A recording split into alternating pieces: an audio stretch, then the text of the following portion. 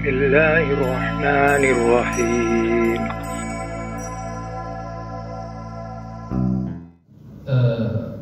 Bagaimana Ustaz ketika kita mau khusyuk, ada hal yang kita lakukan, contoh memejamkan mata, boleh tak Ustaz?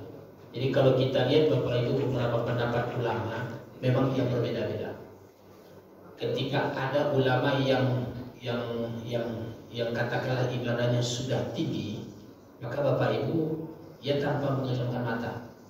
Ya, tetapi kalau kita Bapak Ibu yang masih awam nih, ya, yang masih awam nih, silakan dengan berbagai macam cara Bapak Ibu untuk melaksanakan agar ibadah itu khusyuk. Satu di antaranya adalah ya pejamkan baik matanya. Nah, tapi ada juga sebagian jemaah itu lama yang pejamkan, rupanya Bapak itu tidur Pak. Nah, ada apalagi waktu subuh Jumat Pak. Nah, subuh Jumat itu kalau tak kuat Pak Ibu tumbang Pak. Nah, ini ada jalan keluaran pasir putih Pak, tumbang Pak ibu-ibu belakang. Ya, artinya Bapak Ibu rupanya indahnya Bapak Ibu seperti ya, kenapa orang sholat itu Bapak Ibu ia tahan? Ya, iya Bapak Ibu, ketahanan itu bukan ia tahankan fisiknya Pak, tapi sholat itu adalah kadar iman Pak. Jadi kalau kita lihat Bapak Ibu lah yang sudah berangkat umroh Ramadan, kalau dipikir-pikir Bapak Ibu kadar jasadnya tidak sanggup Pak, tapi kadar imannya tadi. Sama dengan orang setiap malam tarawih, satu malam satu juz Pak, satu malam satu juz. Kalau dipandang dengan logikanya Pak, dengan jasadnya tak mungkin Bapak ini umur 70 tahun togaan, tak mungkin. Tapi kadar-kadar imannya. Nah, sama tadi Pak, meletakkan kehusuan tadi, boleh tak usah saya pejamkan mata, silahkan, tak jadi masalah.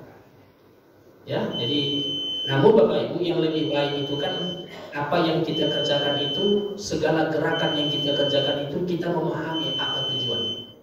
Ya contoh Fatihah, ya kan ada dua, dari mulai dari ayat yang pertama sampai ayat yang ketiga, yang keempat Bapak Ibu itu adalah mengandung pujian. Tapi setelah ihdinas shiratal mustaqim sampai selesai itu adalah mengandung doa. Jadi kalau Bapak Ibu tak paham artinya, ingat aja dari surah ayat yang pertama sampai ayat yang keempat itu mengandung pujian. Sedangkan ayat yang kelima sampai ayat yang ketujuh itu adalah mengandung doa. Sama Bapak Ibu ketika kita tahiyat, Bapak Ibu tidak tahu maknanya.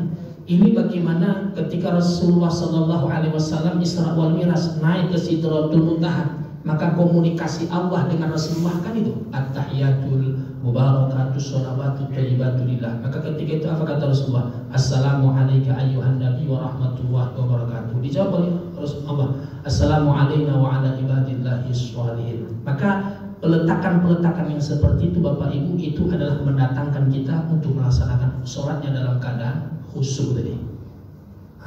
Apakah Ustaz bisa 100% kita dari takbir sampai salam khusyuk? Wallahu a'lam. Tak bisa, tak sampai. Tapi kita ikhtiar, tetap kita berusaha. Seperti itu Pak Haji.